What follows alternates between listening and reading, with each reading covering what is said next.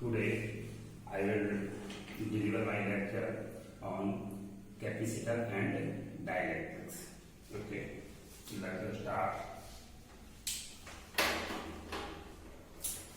Chapter's name capacitors and dielectric. सबसे पहले लोग देखते हैं कि what the meaning of capacitance. Capacitance of a conductor, कोई भी चालक है उसका कैपेसिटेंस मतलब उसकी धारिता का क्या मतलब होता है। ओके, तो सबसे पहले देखिए कैपेसिटेंस को बोलते हैं धारिता, किसी भी चालक की धारिता। मतलब हुआ कि capacitance is the ability to hold the charge। कि कोई भी कंडक्टर, कोई भी चालक अपने आवेश को होल्ड कर सकता है, उसके गुणों को उसकी क्या बोलते हैं, उस चालक की धारिता कहते हैं। तो capacitance of an electrical conductor is its ability to hold the amount of electric charge। Okay, अब होता क्या है कि charge given to any conductor is directly proportional to the potential। जैसे जैसे किसी कंडक्टर को हम चार्ज देते हैं उसके पोटेंशियल डिफरेंस यानी पोटेंशियल के प्रोपोर्शनल होता है। तो Q इक्वल टू इसको हटाएंगे तो कोई कांस्टेंट C आएगा, तो C इक्वल टू होगा Q अपॉन V। तो C एक प्रोपोर्शनलिटी कांस्टेंट है, ये इसको बोलते हैं कैपेसिटेंस या कैपेसिटी ऑफ द कंडक्टर, उस चालक की धारिता बोला जाता है। तो C किस पे डिपेंड करता है? C depends upon the shape और size of the conductor and surrounding medium पे भी डिपेंड करेगा, और इस बात पे भी डिपेंड करेगा कि उसके आसपास कोई नियर बाई कोई इलेक्ट्रिक कंडक्टर तो नहीं रखा हुआ है। तो C is a constant which is known as capacitance और capacity of the conductor that depends upon the shape और size of the conductor and medium also. तो ये होगा कैपेसिटी। तो कैपेसिटेंस को कैसे डिफाइन करेंगे? Capacitance of any conductor is defined as the charge given to the conductor to units potential. Okay, हम लोग देखेंगे कि इसका यूनिट क्या होता है। तो unit Q upon V। Q होता है चार्ज, इसका होता है कूलम, और V का होता है वोल्ट। ओके, तो इसका यूनिट SI सिस्टम में कैपेसिटेंस का यूनिट होता है coulomb per volt and 1 coulomb per volt इसको बोला जाता है 1 फैराड। क्लियर? तो इसका SI सिस्टम में कैपेसिटेंस का यूनिट फैराड भी होता है। How we will define 1 farad of capacitance? तो whenever 1 coulomb of charge is given to any conductor, if there increase in its potential by 1 volt, then capacitance of that conductor will be 1 farad। और farad होता है SI system में, इसका CGS system में। तो unit इसका CGS system में जो होता है वो होता है stat farad. In CGS system unit of capacitance इसको बोलते हैं स्टेट फैराड। ओके, तो 1 farad equal to 9 into 10 to the power 9 stat farad, ये इसका रिलेशन है।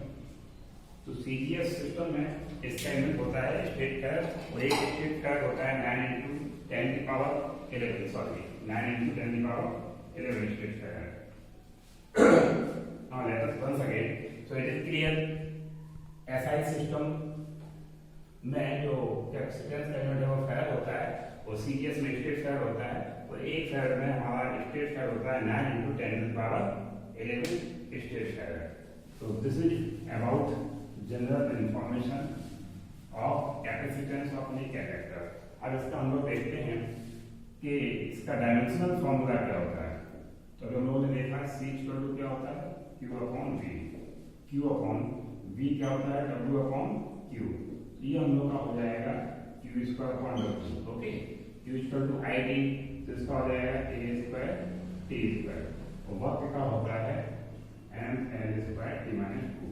सो डायमेंशनल फॉर्मूला जो हमारा कैपेसिटेंस का आएगा वो क्या हो जाएगा M की पावर -1 L की पावर -2 T की power +4 and A square। So it is the dimensional formula of capacitance। Now it is clear। अब अब हम लोग आगे चलते हैं कि कैसे कैसे निकाला जाता है। देखिए एक एक करके डेरिवेशन पे आते हैं। तो capacitance of an isolated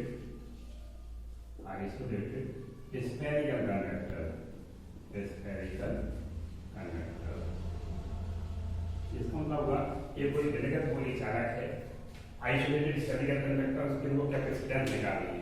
clear?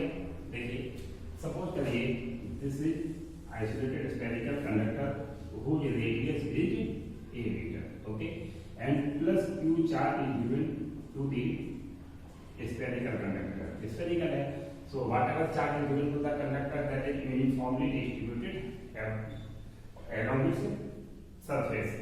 अब होता क्या है, ओरिजिन सेंटर, तो इसका डायरेक्शन करने के लिए हम एक ही पार्ट करते हैं कि सबसे पहले मैंने बताया था कैपेसिटेंस में क्या था कि Q इज प्रोपोर्शनल V, तो हम लोग को पहले पोटेंशियल निकालना पड़ता है।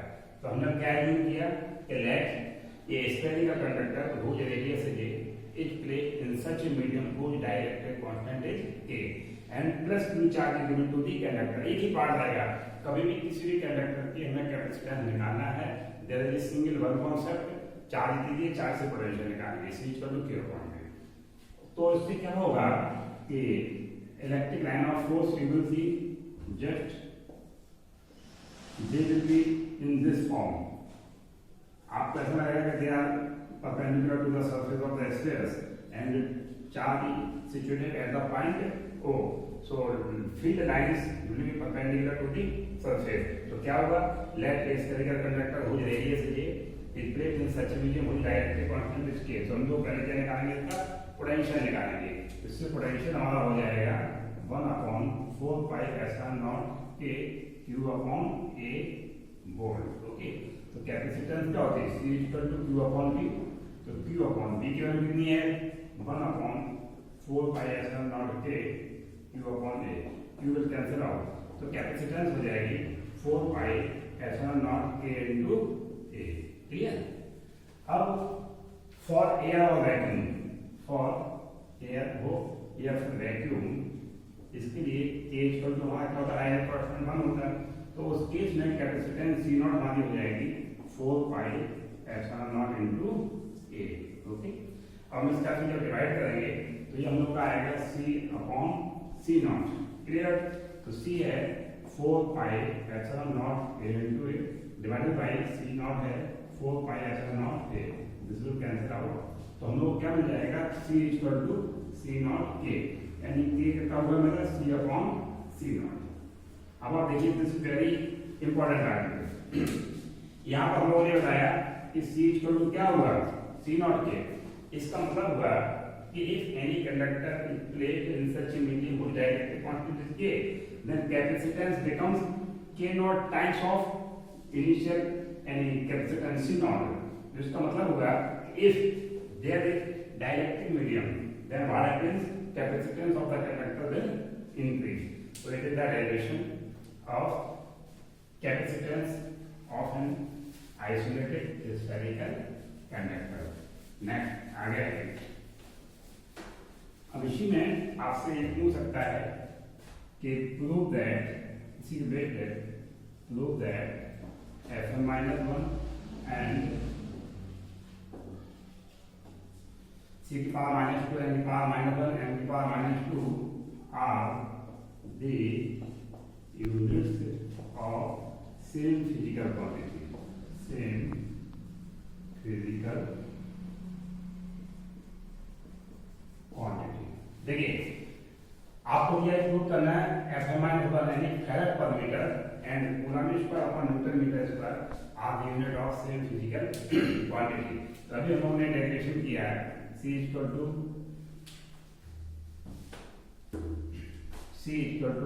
4 pi epsilon naught into A। तो epsilon naught which is permittivity of free space में बात की गतिशीलता। तो ये हम लोग क्या आएगी C upon 4 pi A। C का होता है फैराड, 4 पाई तो कांस्टेंट है, A रेडियस का मीटर होगा, तो ये हम लोग का हो जाएगा Fm-1 equation number first, that is farad per metre.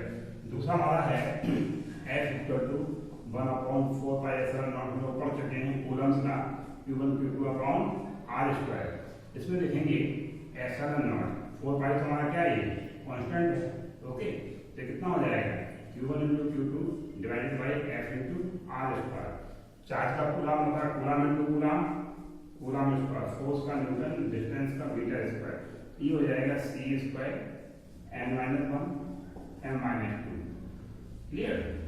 Equation number second यानी coulomb square for newton metre square. तो from equation first and second it is clear that Fm-1 any flat per meter and Coulomb square upon Newton per meter square are the units of same physical quantity, that is what epsilon naught। तो ये होती है permittivity of free space, permittivity of free space. It is clear? Now next आगे चलते हैं। फिर spherical conductors में अभी तो ये होगा कि capacitance of spherical conductor isolated था। दूसरा देखिए कैपेसिटेंस ऑफ स्फेरिकल कंडक्टर यानी कंसेंट्रिक जो हो, तो इसमें ये रहेगा कि कैपेसिटेंस, दूसरा डायरेक्शन है capacitance of concentric spherical conductor, spherical conductor. देखिए जैसे एक कंडक्टर हमारा ये है, दूसरा कंडक्टर हमारा ये स्फेरिकल, इसको एक किसी नॉक से एक this conductor A, this conductor B, okay. What happens अब बाय दिस नॉक anyhow we have given plus q charge, plus charge दिया स्फेरिकल कंडक्टर ए को which is uniformly distributed around outer surface and by the process of induction, प्रेरण से क्या होता है induction से अपोजिट चार्ज पैदा होता है। तो by the process of induction there will be negative charge in the interior part of the conductor B, but and outer part से क्या होगा पॉजिटिव है, but outer part is earthen, इसको अर्थ से कनेक्ट कर दिया गया, ओके। और इसकी रेडियस कंसेंट्रिक है, radius of circle a is a and radius of outer circle is b. Question को देखिए क्या है, हम लोग को निकालना है there are two concentric spherical conductor having radius a and b, whose radius is a, ठीक है, and we will have to find out the capacitance. तो पहले भी दिया कि let plus q charge is given to conductor A bye this not, by the process of induction negative charge creates inside the circle B and outer side there will be plus charge. Since conductor B is connected to the earth, so total positive charge goes into the earth. तो ये assume कर लिया कि let conductor this system is placed in such a medium whose dielectric constant is K। हमारा concept क्या होता है capacitance का एक ही पार्ट है, हमको पोटेंशियल निकालना है। अब आउटर कंडक्टर यानी कंडक्टर B अर्धन है तो इसका पोटेंशियल जीरो हो जाएगा, पोटेंशियल है स्केलर क्वांटिटी, तो potential of conductor A, okay, ये हो जाएगा V1 प्लस V2।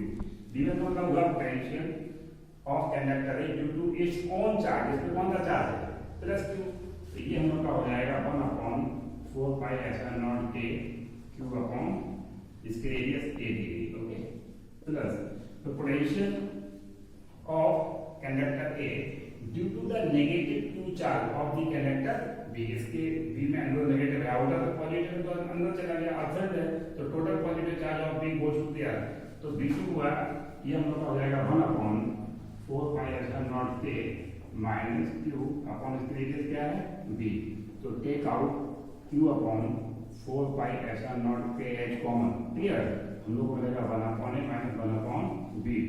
तो पोटेंशियल ऑफ A ये हो जाएगा q upon 4 pi epsilon not k, एल्सियम होगा AB, यहाँ पर हो जाएगा B माइनस A, कितना लोड होगा, क्लियर एवरीबॉडी। कॉन्सेप्ट एक ही है, चार्ज देके पोटेंशियल निकालना है। अब इसके बाद क्या बचा है कैपेसिटेंस, तो कैपेसिटेंस ऑफ द कंडक्टर क्या है Q अपॉन B, तो Q अपॉन B हम लोगों ने कितना निकाला Q upon 4 pi epsilon not k B minus A upon AB, Q will cancel out, तो कैपेसिटेंस हमारी हो जाएगी ये ऊपर जाएगा 4 pi epsilon not k AB upon B minus A farad. It is the derivation for capacitance of concentric spherical conductor having radius A and B. अब देखिए ये होगा C equal to 4 pi epsilon not A AB upon B minus A। अब इससे हमको देखना है if we want to get maximum capacitance of concentric spherical conductor, तो what are the conditions? Space जो C directly to 1 to A into B, space must be of large size यानी इसकी radius ज्यादा होनी चाहिए। एंड दूसरा क्या है, inversely proportional of difference of their radii, it means उनका जो रेडियस का डिफरेंस है वो कम होना चाहिए। तो for getting maximum capacitance from concentric spherical conductors दो कंडीशंस हुई। फर्स्ट ये है कि size of the conductor must be large and difference between their radii must be less. Okay, now next अगला क्वेश्चन चलते हैं कि कैपेसिटेंस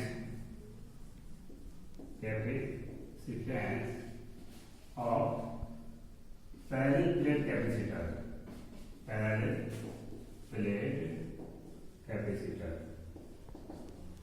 एक समान पट संधारित्र है। मान लो दो प्लेट्स हैं x एंड y, ओके, और इनका बीच का डिस्टेंस मैंने d ले लिया और उनको यानी किसी सोर्स से प्लेट s को प्लस q चार्ज दिया by the induction water means यहाँ पर आपका माइनस चार्ज क्रिएट हो जाएगा and this outer plate y is connected to the earth. Okay, so once again see the question. We will have to find out the capacitance of parallel plate capacitors. There are two plates x and y having the area है a meter square, distance between the plate x है। We have given plus q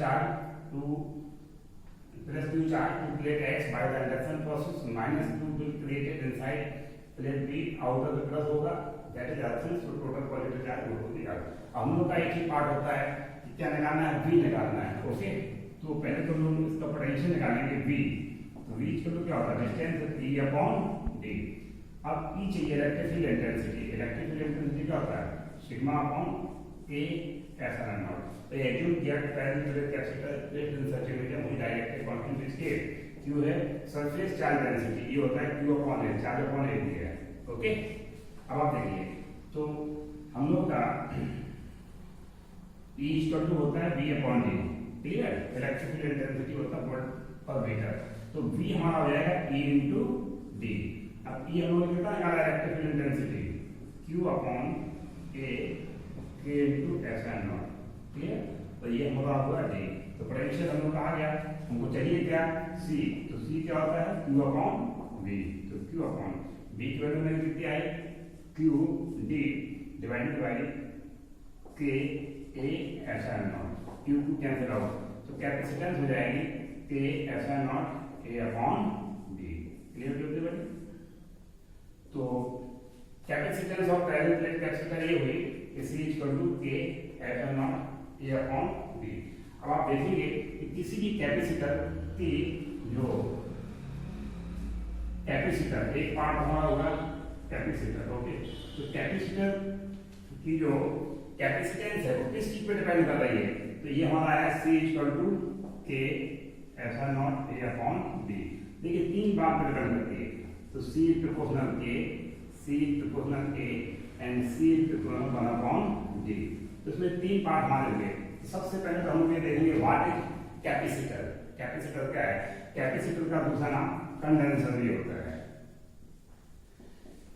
इसमें क्या होता है, capacitor is a pair of two conductors close, very close to each other, which are very close to each other, having equal but opposite charges।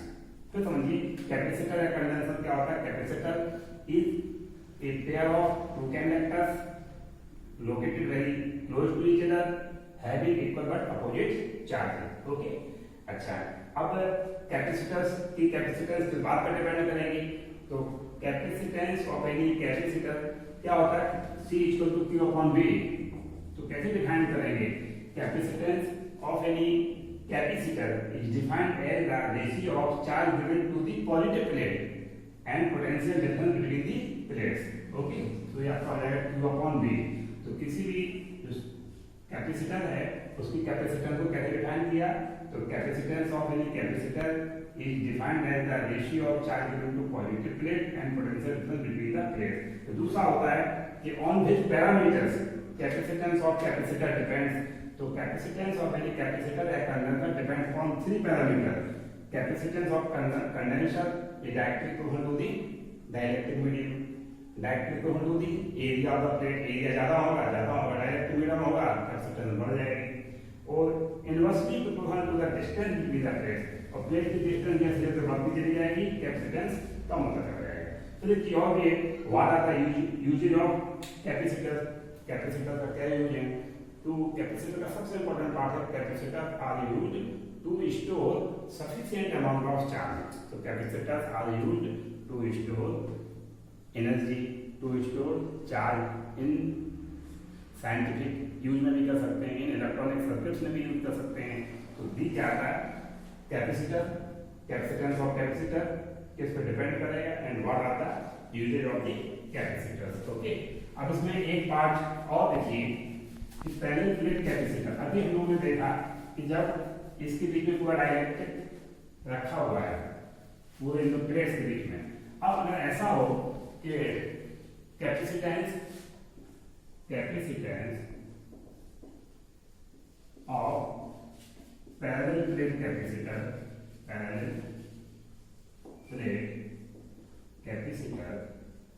When A slab of thickness T, ये आपकी कोई dielectric, okay, dielectric is placed in between the. देखिए आपकी दो plates हैं, okay. अभी पिछले वाले डायग्राम में क्या था, इनके बीच में क्या था, पूरा एयर वैक्यूम ले लिया था। अभी यह पूरा डाइलेक्ट्रिक था। अभी क्या है, इनके बीच में T मोटाई की है, T थिकनेस की हम लोगों ने डाइलेक्ट्रिक को रख दिया, इंसुलेटर को रख दिया। अब आप देखिए इसका आप 4 प्लस देंगे, इससे माइनस भी होगा या रोशन कर दिया। बी की दूरी टोटल कितनी मेरी डी है। तो हम लोग क्या निकालते हैं, मैंने बताया था E equal to V upon D, okay. तो पहले तो हम लोग निकालेंगे electric field intensity in air E naught. तो E नॉट में डिस्टेंस कितनी आएगी मेरी डी माइनस टी। तो ये आपका कितना होता है सिग्मा अपॉन एप्सिलॉन नॉट। तो ये हो जाएगा Q upon A epsilon not. अब ठीक है, तो इसके बाद में इलेक्ट्रिक फील्ड इंटेंसिटी इन डाइलेक्ट्रिक में कितना होगा मेरा, इसमें हमारा K आ जाएगा। तो Q upon K A epsilon not. चाहिए क्या हमको पोटेंशियल, तो B हमारा कितना हो जाएगा, B हो जाएगा E not into D minus T. तो पोटेंशियल होता है इंटू ए। अब एयर में डिस्टेंस कितनी है डी माइनस टी, डाइलेक्ट्रिक कितनी है T है, प्लस ये है E इंटू टी, वैल्यू लगाएंगे। E नॉट हमारा कितना है Q upon A epsilon not D minus T, plus E की वैल्यू है Q upon K A epsilon not into T. हम लोग क्या करेंगे, Q upon A epsilon not common ले लेंगे, D minus T plus T upon के। Clear कर, ये वही मेरी पोटेंशियल। अब कैपेसिटेंस क्या होता है, C इक्वल टू होता है Q अपॉन V। तो Q अपॉन V की वैल्यू मेरी कितनी आएगी, Q upon epsilon not A। तो यहाँ पर है D minus T plus T upon K। के अंदर आओ, तो कैपेसिटेंस हो जाएगी epsilon not A upon D minus T plus T upon K। तो it is the derivation of capacitance whenever dielectric slab of thickness T is placed in between the plates। तो ये हमारी आ गई epsilon not A upon D minus T plus T upon K। Clear करते बड़े ना। अब हम लोग देखेंगे energy of a capacitor, okay. तो what is the energy of capacitor, दो derivation of grouping that's all. देखिए एनर्जी ऑफ कैपेसिटर किसी भी संधारित्र की ऊर्जा क्या होती है, तो work done in charging a capacitor, किसी भी कैपेसिटर को आप चार्ज करेंगे जो वर्क करना पड़ेगा, work done in charging a capacitor that charge energy है वर्क डन। अब देखिए वर्क डन हमारा कैसे होगा, मैंने ट्रायंगल लिया ओ ए बी, तो v इक्वल टू क्या होता है w बटे q, तो w क्या हो जाएगा q इनटू v।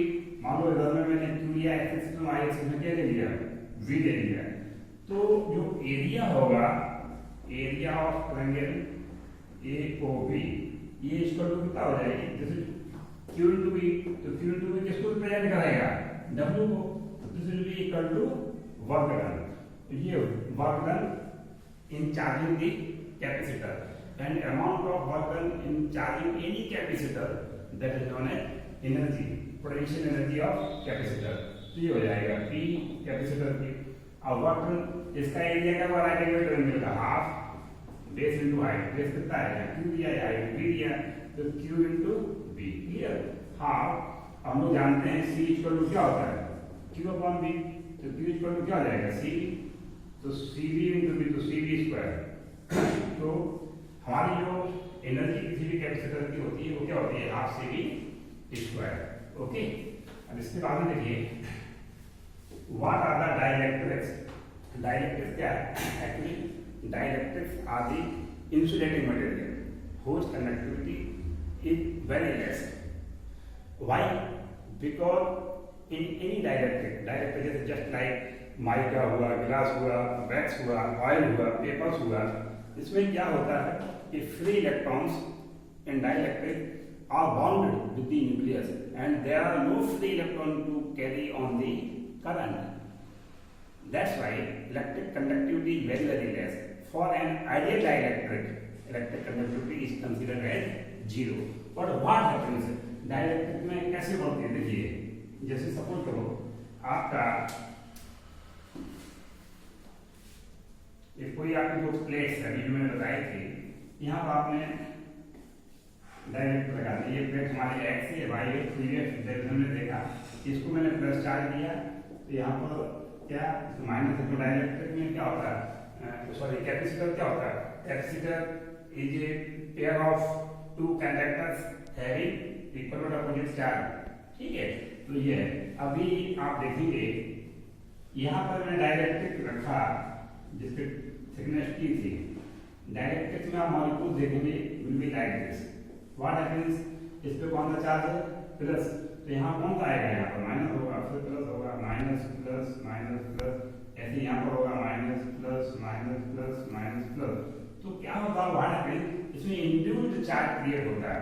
तो इसमें क्या होता है, पोलरिटी देखिए, सपोज करो dielectrics moving are moving, particles are moving randomly in absence of E, but whenever there is presence of E, जैसे इलेक्ट्रिक फील्ड में जाते हैं और particle moves in same direction, तो इसमें क्या होता है, दे बिकम्स पोलराइज्ड। ओके, तो इट इज द, अभी ये क्या है, इंड्यूस्ड चार्ज, कौन सा चार्ज है, इंड्यूस्ड, जिसको बोलते हैं रेजोनेंस, इंड्यूस्ड चार्ज। अब इंड्यूस्ड चार्ज हमारा जो होता है ये क्या होता है, Q dash equal to Q 1 minus 1 upon K। आप देखेंगे या तो प्लस होगा या फिर Q dash equal to minus Q 1 minus 1 upon K।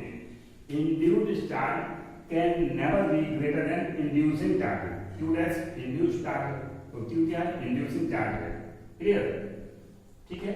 तो ये है कि डाइलेक्ट्रिक जब इलेक्ट्रिक फील्ड में जाते हैं तो कैसे काम करते हैं, whenever electric are placed in between the electric field they becomes polarized and polarity comes like this। तो डाइलेक्ट्रिक्स भी हमारे दो टाइप के हैं, एक पोलर और एक नॉन पोलर। ये डाइलेक्ट्रिक्स में मॉलिक्यूल्स दो टाइप के हैं, एक तो पोलर मॉलिक्यूल और एक है हमारे नॉन पोलर मॉलिक्यूल। पोलर में क्या होता है, इसमें पोलरिटी है which is made up by different types of particles having difference in electronegativity। तो उसमें डाइपोल मूवमेंट रहता है, जैसे एक्सिस में देखेंगे electronegativity of chlorine is more than that of hydrogen, so same electron will shifted towards chlorine. और इसमें जब सेम मॉलिक्यूल्स में हो जाते हैं N2 O2 CH4 सेम, इनमें क्या होता है नॉन पोलर में, जैसे नाइट्रोजन आपने लिया, ओके, यहाँ ट्रिपल बॉन्ड होगा तो सेम रहेगा, ऑक्सीजन डबल बॉन्ड होगा। इस केस में क्या होगा कि electronegativity of both oxygen and oxygen is similar, that's why shared electron remains in the center, so dipole moment is 0, correct। अब देखिए दो और बचा है, that is grouping. How we will find out the grouping of capacitor. तो there are two part of grouping, एक है हमारा सीरीज, एक है parallel. Okay, so let us see series में देखिए इन सीरीज। सपोज ये हमारे there are three capacitor having capacitance C1, C2 and C3। अभी क्या है, इसका चार्ज प्लस क्यू यहाँ हो जाएगा minus Q, plus Q minus Q, plus Q minus Q, इसको ऑप्शन कर दिया। अभी लेट अस सी, हम लोग देख रहे हैं कि grouping of capacitors in series में क्या होता है, charge remains constant, only potential will different. तो total potential in between plate that is V and potential difference between capacitor, ये हमारा V1 हुआ, between plates capacitor C2 and V2 है, and इसमें क्या है V3 है। तो रूल हमारा ये होता है कि ग्रुपिंग में सीरीज में करंट से में चार्ज से में पोटेंशियल डिफरेंस होता है। ग्रुपिंग कभी भी निकालेंगे, जो चीज डिफर करती है वो निकाली जाती है। अब कैसे देखते हैं, in series combination negative plates of first capacitor का, देखिए पहला प्लेट हम जोड़ते हैं एक आपका इलेक्ट्रिक पोटेंशियल सोर्स से, बट दूसरा प्लेट जो होता है that is connected to the first plate of second capacitor, and second plate of second capacitor is attached to the first plate of third capacitor. इस तरीके से तो टोटल पोटेंशियल हमारा हो जाएगा V1 plus V2 plus V3। हम लोग जानते हैं C equal to Q upon V, तो V क्या हो जाएगा Q अपॉन C। तो C is the equivalent capacitance, charge का मिला सेम रहेगा, तो ये रहेगा Q अपॉन C1, ये हो जाएगा Q अपॉन C2, ये हो जाएगा Q upon C3, dividing both side by Q। तो 1 अपॉन C हमारा आएगा 1 upon C1 plus 1 upon C2 plus 1 upon C3। इसका मतलब हुआ कि इन series combination effective capacitance is less than that of the least capacitance, जो इसमें सबसे कम होगा, जो इफेक्टिव होगा वो इससे भी कम आएगा। Okay, now last one that is the in parallel grouping. Okay, parallel में कैसे करेंगे, पैरेलल कॉम्बिनेशन में क्या होता है, सपोज कीजिएगा there are three capacitors having capacitance C1, C2 and C3। Okay, इसमें सारा पॉजिटिव एक प्लेट पे एक पॉइंट रहेगा और सारा नेगेटिव दूसरे पॉइंट पे रहेगा, मगर इसमें क्या हुआ पोटेंशियल सेम रहता है। पैरेलल ग्रुप में potential remain same, only charge differ करेगा। तो plus Q minus Q1 plus Q2 minus Q2 plus Q3 and here minus Q3, ये सोर्स से हुआ। तो पहले तो लोग ये देखेंगे कि पैरेलल ग्रुपिंग में कैसे डिफाइन करेंगे। Parallel grouping all the positive plates are connected at one point and all the negative plates are connected at another point that is A B. Okay, इसमें क्या चार्ज डिफर करेगा, तो मैंने बताया था जो चीज डिफर करती है वो निकाली जाती है। ओके, तो net charge equal to Q1 plus Q2 plus Q3 Q हुआ, तो C equal to Q upon V, तो Q हो जाएगा CV।